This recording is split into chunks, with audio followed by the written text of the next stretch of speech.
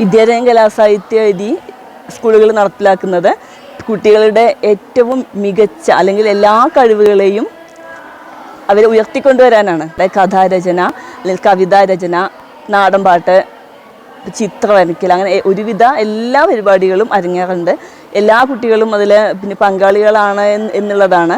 വായനാ ദിനവുമായി ബന്ധപ്പെട്ട് കരിമ്പ സ്കൂളിൽ വെച്ചിട്ട് അതിവിപുലമായി തന്നെ ഞങ്ങൾ വിദ്യാരംഗം കലാസാഹിത്യവേദിയുടെ ഔപചാരികമായ ഉദ്ഘാടനം നടത്തേണ്ടായി. അതിൽ ജ്യോതിബായി പരിയാടത്താണ് ഞങ്ങളുടെ അതിഥിയായിട്ട് എത്തിയിട്ടുള്ളത്. ഒരുപാട് സന്തോഷമുണ്ട്. ഞങ്ങളെല്ലാ കുട്ടികൾക്കും ആക്റ്റീവാവുന്ന രീതിയിലുള്ള പ്രവർത്തനങ്ങൾ ഒരു വർഷം തന്നെ കോർഡിനേറ്റ് ചെയ്ത് കൊണ്ടുപോകാനാണ് ഞങ്ങളുടെയൊക്കെ തീരുമാനം. എല്ലാ കുട്ടികളും പങ്കാളികളാവാറുണ്ട് എന്നുള്ളതും വലിയ സന്തോഷമാണ്. ശില്പശാലകൾ നടത്തുന്നതിൻ്റെ ഭാഗമായിട്ട് ഹർഷിണി ചിത്രരചനയിലും ആകാശ് കവിതാ രചനയിലും അഷിത കവിതയിലൊക്കെ മികച്ച ഒരു വിജയം കൈവരിക്കേണ്ടായി. ഇനിയും ഇതുപോലെയുള്ള ഒരുപാട് പ്രവർത്തനങ്ങൾ ഞങ്ങൾക്ക് നടത്താൻ ആഗ്രഹമുണ്ട്. ഞങ്ങൾ ഒരു കൂട്ടമായി നിന്ന് അത് ചെയ്യും എന്നതിൽ നല്ല ആത്മവിശ്വാസമുണ്ട്.